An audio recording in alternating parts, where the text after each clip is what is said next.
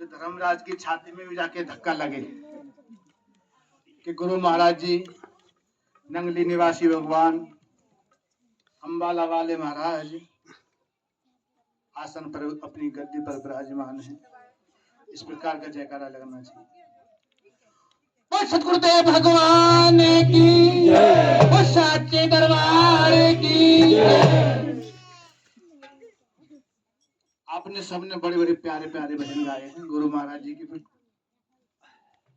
ये जरूरी नहीं है गुरु महाराज जी को आपकी सेवा या भजन सुमरन क्या पसंद आ जाए, क्या उनको मन को भा जाए, ये कुछ नहीं पता है।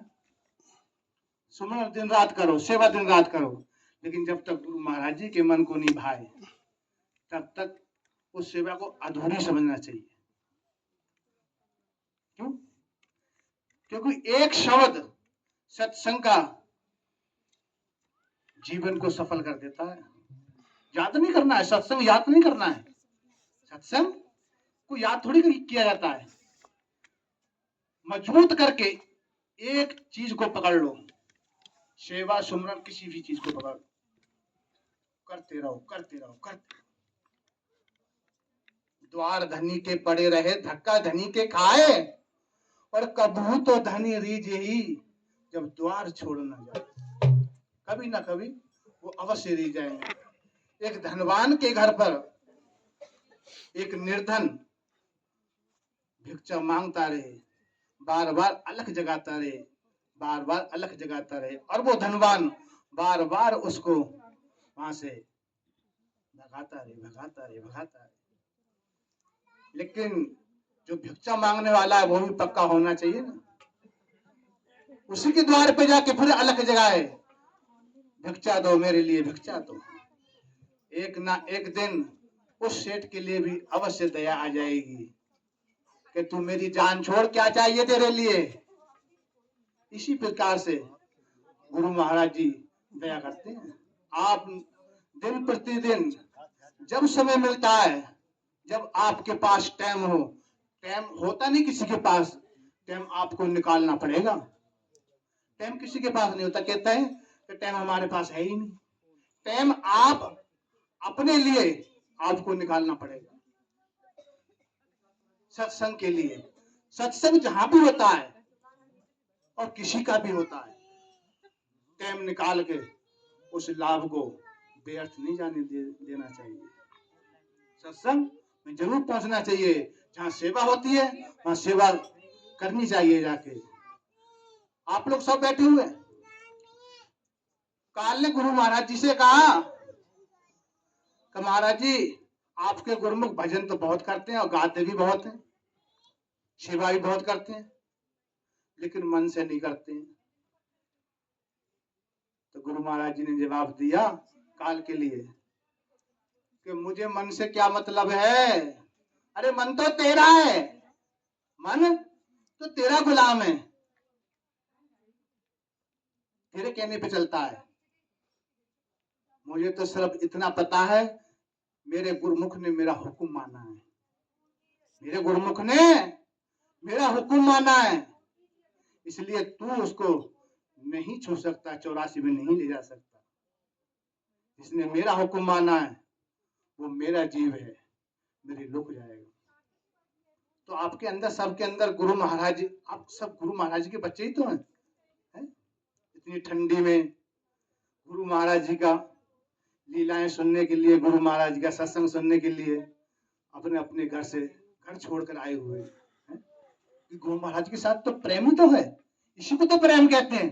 प्रेम और कहीं से आएगा थोड़ी, या प्रेम वो थोड़ी है कि कहीं भी सत्संग हो रहा है और नाचना शुरू कर दिया, उसको सिर्फ प्रेम नहीं कहते हैं। प्रेम तो वो है जो उस उमंग के लिए अपने अंदर ही मार ले, अंदर ही पी जाए उसके लिए। एक बार 94 का ही टाइम था, भंडारा महाराज जी का, गुरु महाराज जी विराजमान थे अपनी गद्दी पर, चंडीगढ़ में आश्रम में जहां मैं रहता हूँ। महाराज जी विराजमान थे, संगत बहुत आती थी, बेहिसाब संगत आती थी उस टाइम। और 30 तारीख को गुरु महाराज जी आते थे, 3-4 दिन गुरु महाराज जी आश्रम में रहते थे, संगत की जिस दिन से आ गया उस दिन से भंडारा शुरू, क्योंकि 10 आ रहे हैं 10 जा रहे हैं, 10 आ रहे हैं 10 जा रहे हैं। तो संगत तो गुरु महाराज जी के लिए आती थी ना। ऐसी गद्दी पे महाराज जी का सिंहासन बना रखा है, महाराज जी गद्दी पर विराजमान, और जो हमारे स्वामी जी महाराज थे उन्होंने भजन सुनाया, बहुत मस्त। सब लोग नाचने लगे, उठ के। एक कीरतपुर के सरदार जी थे, उनके नाचते नाचते पग खुल गई। गुरु महाराज ने कहा सब मस्ती इसने बर्बाद कर दी, सब निकाल दी बाहर, जितनी मस्ती सब बाहर निकाल दी। अरे इसको इकट्ठी करके अपने अंदर रख, तेरे काम आएगी, इससे ऊर्जा बनेगी। तो गुरु महाराज जी का, अंबाले वाले महाराज जी का एक एक वचन और एक एक कार्य उनका सत्संग था। सत्संग करते करते ये तासीर से हमारे अंदर आ जाती है कि हमारे आचरण ऐसे हो जाते हैं कि दूसरा भी हमारे आचरणों को देख के चलता है, उसको भी लाभ मिलता है। सत्संग का यही लाभ होता है, सत का संग करना, संतों का संग करना। संतों का संग इसलिए बताया है कि वो परमात्मा से मिले हुए होते हैं। भगवान राम ने सबरी को भी ज्ञान दिया है, प्रथम भक्ति संतन कर संगा। सबरी पहली भक्ति और भक्ति की स्टार्टिंग, जिसको भक्ति कहते हैं, वो संतों के द्वारा ही होगी, संतों की रहनुमाई में ही होगी, अपनी मन की मर्जी से नहीं होगी। मन तो भक्ति को जानता ही नहीं, मन भक्ति को नहीं जानता, नहीं भक्ति के मार्ग पे आपको चला सकता है, क्योंकि जिस टाइम से पृथ्वी बनी है उस टाइम के कर्म हमारे साथ लगे हुए हैं। तो 4 क्विंटल वजन ज्यादा होगा कि 84 का वजन ज्यादा होगा? 84 का ज्यादा होगा। जवाब भी मैं ही दे देता हूँ। और 84 क्विंटल जब भी हम तराजू उठाएंगे तो उधर का तो पल्ला दबेगा, जिधर का भारी होगा, जिधर का हल्का होगा उधर का उठ जाएगा। भजन के अंदर मन इसलिए नहीं लगता है कि हमारे साथ जो कर्म लगे हुए हैं, जिनसे पृथ्वी बनी है, और इसका इतिहास है, इतिहास गवाह है। महाभारत में उदाहरण देता हूं मैं अभी इसका, हमारे साथ उस टाइम के कर्म लगे हुए इसलिए मन नहीं लगता है। और भक्ति में हम लगे इस जन्म से, भक्ति स्टार्टिंग करिए गुरु महाराज की चरण शरण हमें मिली हुई है, वो इसी जन्म से मिली हुई है। पिछले जन्म में मिली होगी तो प्रसाद खा लिया होगा, है? या कोई जो संगत खाना खा जाती है, भंडारा खा जाती है, वो खाना पत्तल में से उठाकर खा लिया होगा कहीं, है? कोई और जोनी में होंगे, किसी और जन्म में होंगे, चींटी होंगे या और कोई होंगे, है? तो हो सकता है हमें गुरु महाराज ने उस प्रसाद का, गुरु महाराज के भोग लगा हुआ प्रसाद, उसके कारण हमें मनुष्य जन्म दे दिया और हमारे अंदर ऐसे संस्कार डाल दिए कि अभी तक गुरु महाराज जी का तासीर उस प्रसाद अभी तक है और बढ़ती जा रही है, घटी नहीं है अभी तक, है? मनुष्य जन्म मिल गया, फिर गुरु महाराज जी मिल गए, अब तो उनका नाम का भी सुमरन कर रहे हैं, अब तो और ज्यादा बढ़ना चाहिए। मन इसलिए नहीं लगता है। थोड़ा महाभारत में ले जाता हूं आपके लिए। जिस टाइम महाभारत हो गया, क्योंकि विश्वास तब होता है जब हमारे जो वेद शास्त्र है उनमें से कोई कथा सुनाई जाए। क्यों? ना तो संत अपनी मर्जी से कुछ भी कह सकते हैं, अपनी मर्जी से बोलते नहीं, इतिहास गवाह है इसका।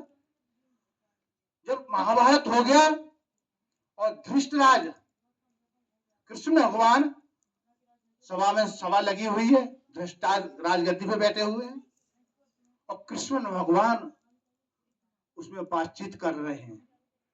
तो धृष्टराज जी ने कहा कि जिसकी आवाज आ रही है इसको मेरे पास बुलाइए। अपने पास बुलाया, हाथ पकड़ के कहा आप कौन हैं? आपने पूरा महाभारत करवा दिया, आपके कहने से ही आप पांडवों के शुभचिंतक हैं, आप कौन हैं मुझे तो बताइए। कृष्ण भगवान, समय आ गया, समय भी होता है ना सारा कुछ, अगर उस बात का पहले ही पता लग जाता तो महाभारत ही नहीं होता। तो कृष्ण भगवान ने कहा मैं कौन हूं ये अपने अंदर जाके देखो धृतराज जी, आप अपने अंदर जाके देखिए मैं कौन हूं। सिर पे हाथ रखा और समाधि में पहुंचा दिया। देखा चतुर्भुज रूप में भगवान विष्णु खड़े हुए हैं। देख के बोला महाराज आप? कहा मैं। बड़ा अफसोस हुआ।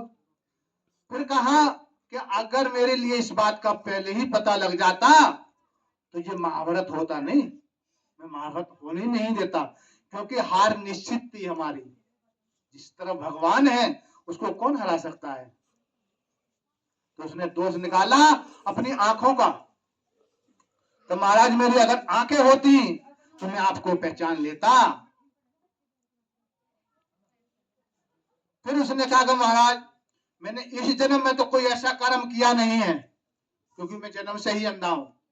इस जन्म में मैंने कोई ऐसा कर्म नहीं किया है जिसके पाप के कारण मुझे मेरी आंखें नहीं है, मैं अंधा हूं। तो भगवान कृष्ण ने कहा इस जन्म में नहीं किया है, हाथ रखा कि जाओ भूतकाल में, पीछे हटा दिया। 1 जन्म, 2 जन्म, 20 जन्म, 50 जन्म, 80 जन्म, 107 में जन्म में जाके पीछे हटे भूतकाल में के लिए बैक हुए। सब कुछ दिखता है। ये भजन अभ्यास की ताकत इसी नाम की ताकत है जो गुरु महाराज ने आपको दे रखा है। इसी नाम की ताकत है। आप जितना इसको घिसेंगे ना, जितना रगड़ेंगे, जैसे मेहंदी को जितना पीसा जाता है ना उतना ही रंग छोड़ती है, उसी प्रकार से जितना इसका सुमरन करेंगे, जितना इसका सुमरन करेंगे, उसमें से उतनी ही रंग प्रकट होएगा, उतना ही रंग प्रकट होते चलेगा, उतनी ही शांति और भक्ति, ये सब इसी के अंदर से प्रकट होंगे, इसी नाम के अंदर से। जो ताकत, जो शक्ति भूत भविष्य को देखने वाली है वो इसी नाम से पैदा होगी, और जिसने पाई है वो इसी नाम से ही पाई है, इसी नाम का सुमरन कर। 107वें जन्म में गिरगिट देखा है, ये झाड़ियों के ऊपर होता है, लंबी पूंछ होती है उसकी, पतला सा होता है, उसकी आंखें फोड़ रखी थी 107वें जन्म में। उस टाइम का कर्म उठ के और उस टाइम आया कलयुग के अंदर, होगा उस टाइम भी कलयुग, लेकिन इतना समय के बाद आया। इसका ये प्रमाण है कि कोई सा भी कर्म किसी टाइम भी उठकर हमारे जीवन में आ सकता है, और जिस टाइम से पृथ्वी बनी है उस टाइम तक के कर्म हमारे साथ लगे हुए हैं, क्योंकि पापों को काटने, कर्मों को काटने वाली सिर्फ ये नाम है, और किसी चीज से नहीं करते। और तो ये चढ़ते जाते हैं, इस प्रकार के लेप चढ़ते जाते हैं आत्मा के ऊपर।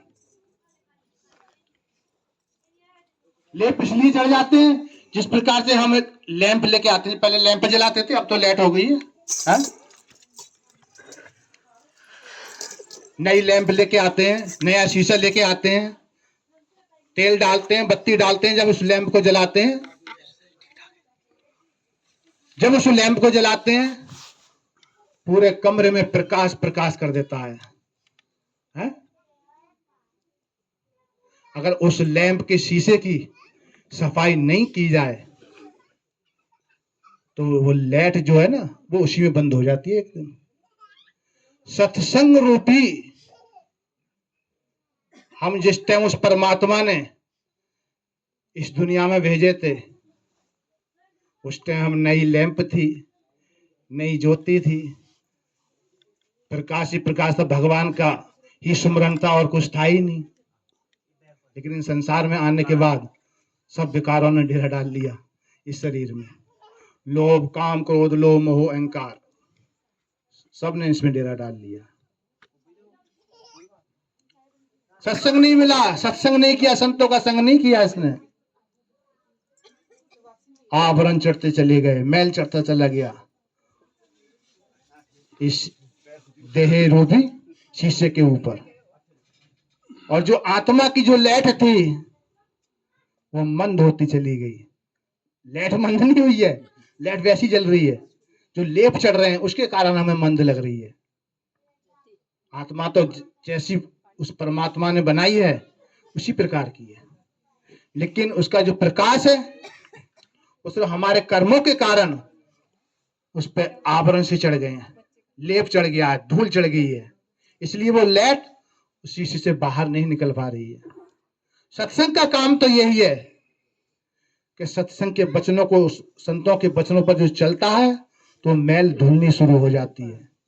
जिस प्रकार से रेगमाल और दीवार को साफ कर देता है ना, उसी प्रकार से नाम और सेवा सुमरन ये इस प्रकार से आत्मा को, जो आत्मा होती है उसके ऊपर से आवरण को छुटाना, मैल को, मिट्टी को छुटाना शुरू कर देते हैं और उसके अंदर विवेक बढ़ना शुरू हो जाता है। अच्छे बुरे की पहचान शुरू हो जाती है। मुझे क्या करने आया था, क्या कर रहा हूं, इस बात की उसको पहचान होने लग जाती है। संसार से ध्यान हटकर ईश्वर की तरफ लगने लग जाता है। सत्संग में लगने, सुमरन में ध्यान लगने लग जाता है। जो सेवा में और सत्संग में और ध्यान सुमरन में जो ध्यान लगा, वही तो आपका, वही आपके काम आएगा। कुछ भी काम नहीं आएगा। 24 घंटे में 8 घंटे सो लेते हैं, 6 घंटे सो लेते हैं, 8 घंटे अपने पेट के लिए भागदौड़ कर जाते हैं, काम काज कर लेते हैं, 2-4 घंटे बचते हैं वो घर के कार्य में निकल जाता है। ईश्वर के लिए तो 1 घंटा भी भारी पड़ रहा है। और ये 1 घंटा इस लोक में भी आपको उन्नति दिलाएगा और परलोक में भी उस ईश्वर के चरणों से ईश्वर तक पहुंचाएगा आपको। ये 1 घंटा आपके काम आएगा। आधा घंटा ये आपके काम आएगा जो सत्संग में लगा है, जो सुमरन में लगा है, जो सेवा में लगा है। सेवा का महत्व बहुत बड़ा होता है। सेवा भाव जिसके अंदर आ गया, मैं कह रहा हूं एक चीज पकड़ ले, सुमरन पकड़ ले या सेवा पकड़ ले, कुछ भी पकड़ ले, एक को पकड़ के मजबूत करके पकड़ ले, मैंने ये करना है, सब कुछ इसी में आ जाएगा, कुछ नहीं बचेगा इससे। सेवा भाव जिस दिन आ जाएगा ना, दिल से जिसको कहते हैं, बाहर से तो बहुत सेवा करते हैं और अपना नाम हम वायरल ज्यादा हूं नेट पे, इसलिए लोग करते हैं दिखावा। लेकिन भक्ति का दिखावा नहीं होता, भक्ति दिखावे से नहीं होती है। दिखावे का तो मतलब ये हो गया हम भगवान को बेवकूफ बना रहे हैं, भगवान को, कि भगवान हमारे जानते ही नहीं है हमारे अंदर क्या चल रहा है, हम कर क्या रहे हैं। यही हो गया ना इसका दिखावे का मतलब। नहीं, भक्ति दिखावे से, जो अंदर है वही बाहर होना चाहिए, जो बाहर है वही अंदर होना चाहिए। महाराज जी ने गुरुनामा में लिखा भी है एक भजन में, आप ही जौहरी, आप ही जवाहर, आप ही घट बिच और आप ही बाहर। 2 शिष्य एक गुरु के पास गए कि महाराज सत्संग भी बहुत सुना है हमने और सेवा भी बहुत की है। गुरु जी ने कहा अच्छा, क्या आप क्या चाहते हो? कि महाराज देखना चाहते हैं। कि अच्छा ठीक है। गुरु जी ने दोनों को एक कबूतर दे दिया कि जाओ इन कबूतरों को वहां मारना जहां कोई न देखता हो। अब बात वहीं आ रही है, लौट के वहीं आएगी दिखावे के ऊपर। असली दिखावा क्या है और असलियत क्या है। कबूतर दे दिया दोनों को, दोनों शिष्य। गुरु ने भी देखना था कौन सा शिष्य कामयाब है इसमें, दोनों में से कितनी कमाई की है, कितना सत्संग किया है, कितनी सेवा की है। कबूतर दे दिया, पहला शिष्य गया कुटिया के पीछे गया, उसने देखा चारों तरफ को कि यहाँ तो कोई नहीं देख रहा है। वहीं उस कबूतर की गर्दन मरोड़ दी उसने, मार दिया और गुरु जी के जाके सामने पेश हो गया। तो महाराज जी ये कबूतर मैं मार के ले आया। भाई कहाँ मारा था? जहाँ कोई नहीं देख रहा था। अच्छा रख दे, दूसरे को भी आ जाने दे।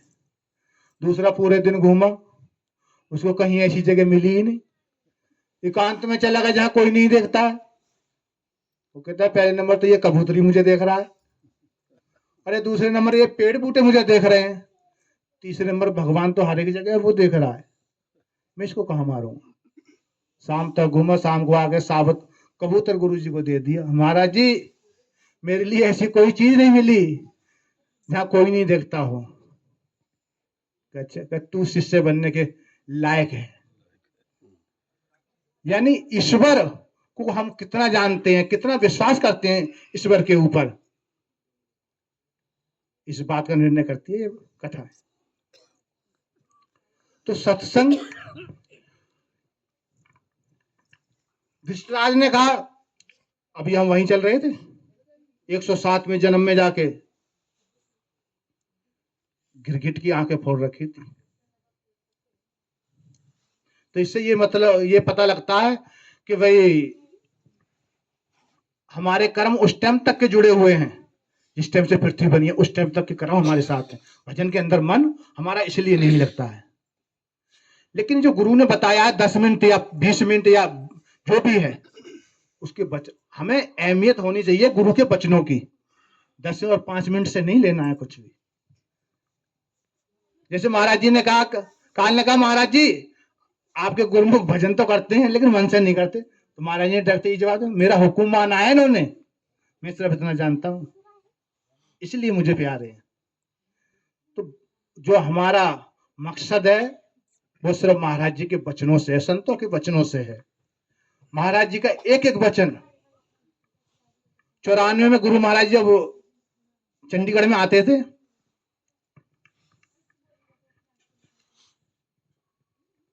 तो हमारे ये धनीराम जी थे, बहुत अच्छा काम किया है इन्होंने जीवन के अंदर। महाराज से प्रेम भी बहुत था। इसी प्रकार का प्रेम हर एक गुरुमुख के लिए हो जाता। महाराज जी हेड ऐसे नहीं बनाते थे, किसी को हेड नहीं बनाते। जो गुरु महिमा के 10 पर्चे हैं ना, वो देते थे उसके लिए कि ले यहां तक पहुंच जाए, सुर शब्द की कमाई कर ले, तब बताना आगे। ऐसे नहीं बनाते थे महात्मा को। आजकल तो महात्मा को ऐसे बना देते हैं, ले चोला पहन ले और कुछ नहीं तो आश्रम की सेवा ही करता रहेगा। नहीं, उनकी भी जिंदगी खराब होती और देने वाले को भी, क्योंकि वो उसने सही रास्ता नहीं बताया, उसके लिए असलियत नहीं बताई। अरे 20 साल में ये चोला मिला है, 20 साल में 20 साल के बाद, पहले 5 साल थे, 5 साल के ही अंदर एक महात्मा जी थे, वो चले गए घर में, फिर सीधे 12 साल कर दी महाराज जी ने। 12 साल सेवा करते रहे। हमें तो इस बात से कोई मतलब ही नहीं था, हमने तो पूरा जीवन अर्पण कर दिया है, चाहे महात्मा बना लो चाहे सेवादार रखो, हमें तो इस बात से मतलब ही नहीं था। कभी 20 साल भी और रहना, जाना थोड़ी है कहीं। तो 20 साल में जाके ये कपड़े मिले हुए, महाराज जी का चोला मिला हो, पहचान।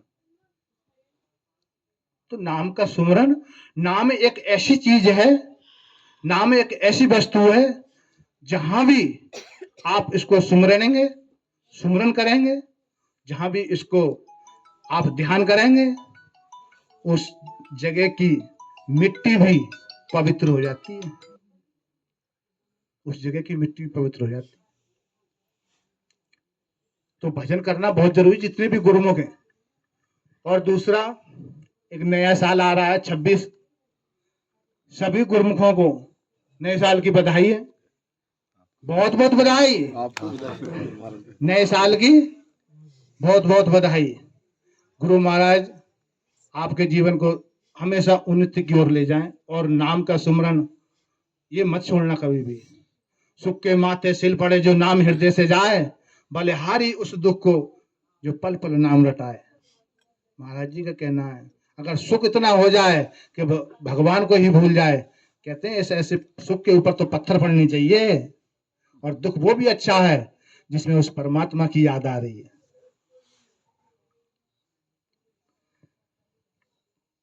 तो सभी से मैं एक भजन सुना देता हूं, फिर उसके बाद चलता रहेगा प्रोग्राम भी। हाँ जी साहब, हमारे ढोल की माठ पसंद आए सबके लिए? हाँ जी, बहुत अच्छे। वाह जी वाह, बहुत अच्छे। बहुत अच्छे ढोल के मास्टर।